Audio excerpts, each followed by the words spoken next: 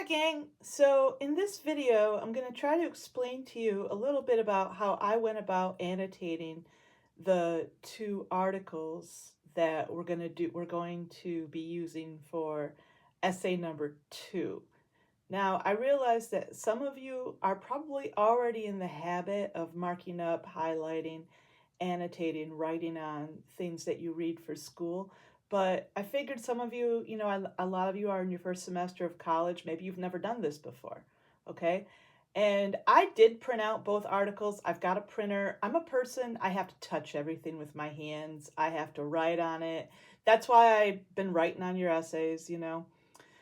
And those of you who don't have access to a printer, I would strongly encourage you to print these out either up on campus, or if you don't live anywhere near campus, you can also go to your nearest library and print there.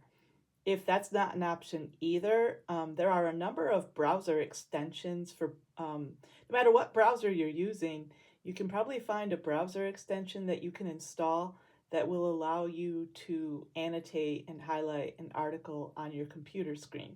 But I will confess I'm not too familiar with any of those, so I can't really give you any advice. Now, in terms of how to do it, there's no right or wrong way to do it, so I'm just going to show you kind of what I did with The Cruel Reality of Public Assistance Programs by Mariana Chilton. And some of it's just, like, I found out reading the article the Eat Cafe was in Philadelphia, so I went back and wrote that because I thought maybe I'll need to know that later. And I did wonder why it was there. I was like, yeah, that really stressed me out. And then I always look for clues as to the audience, the use of the term precipice that tells you something about Chilton's audience, you know. And up here it says this art. And by the way, this is how the article looked when I printed it out on my computer. It might look different when you print it out on your computer, and that's fine. I'm like, okay, so this is an adaptation from a book. This isn't really a standalone piece. She wrote a whole book, and then she says what Eat Cafe stands for, which is kind of what I was wondering. And I just wrote, I tend to write exactly what I'm thinking. And what I was thinking here was, oh, it's like a soup kitchen, but with extra steps. And then I noticed she used past tense here, and I thought, yeah, this probably didn't work according to plan.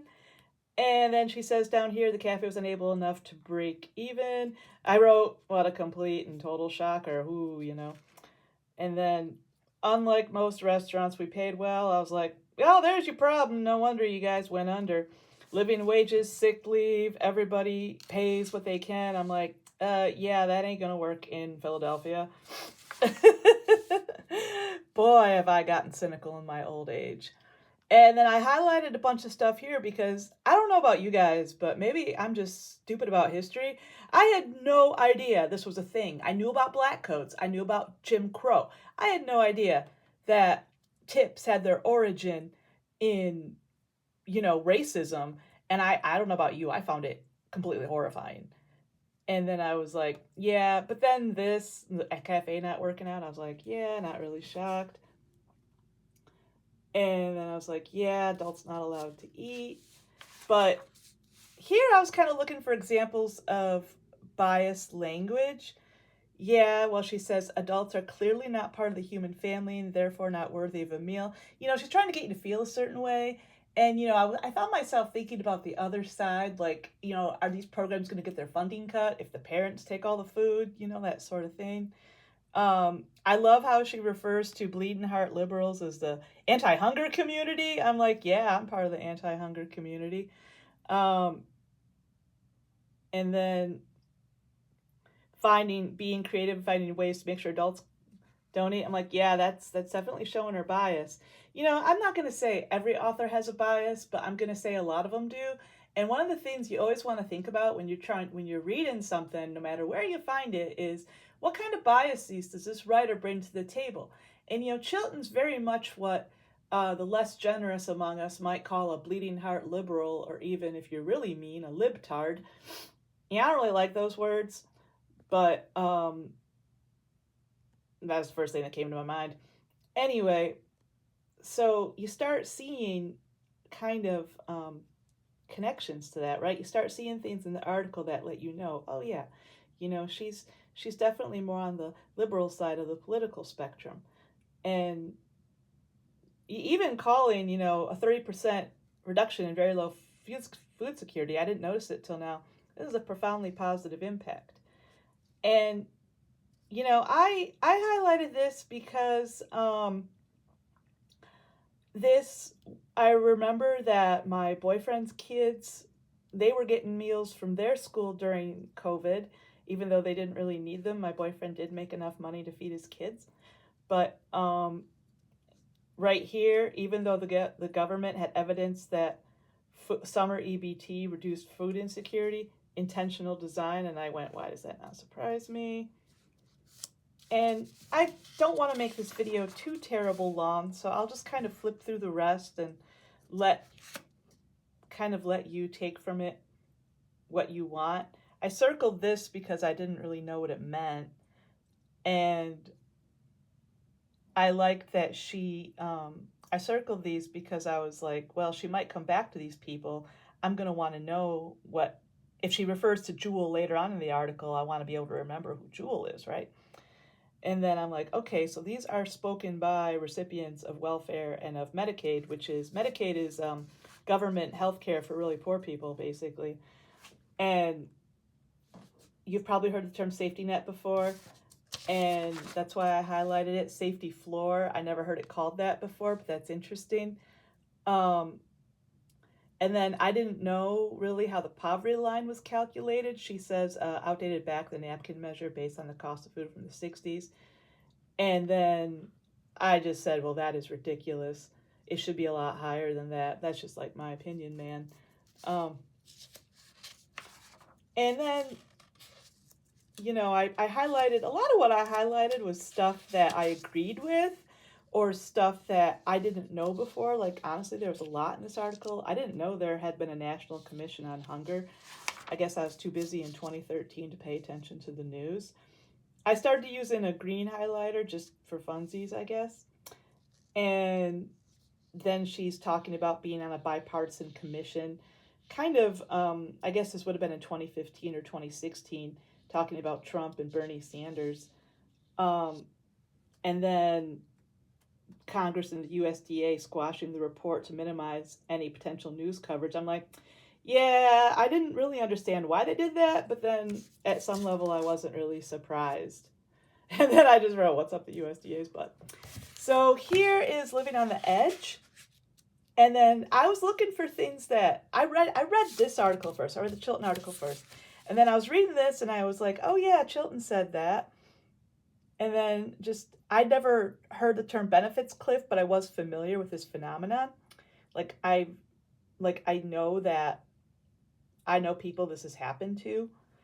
And I wondered if people do this to keep Section 8 housing or Medicaid, because housing and healthcare, the costs of both of those have risen way out of proportion to inflation in the last 10, 15 years.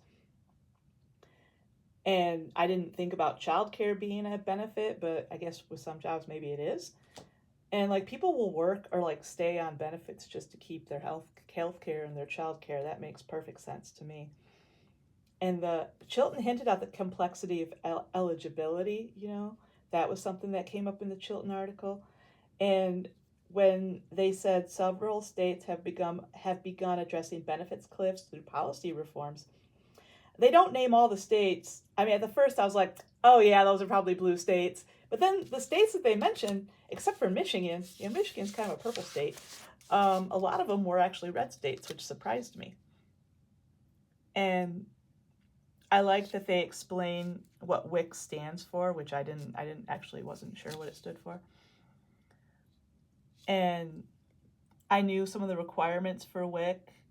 I didn't really know all of them about SNAP. I didn't know how much discretion the states had. I still don't know how much discretion states had. I thought it was cool they mentioned Michigan in this article. I didn't realize that when I picked this one. I just picked this one because an awful lot of people found it, and it seemed like a very manageable article in terms of length. And I was like, who in God's name makes only $8,000 a year? That's horrific. You can't live. What can you do with $8,000 a year? Not a hell of a lot. And then only 15 states. I'm like, well, 15 out of 50, that's not that many. Um, and then 10 states easing eligibility. I was like, yeah, that's good.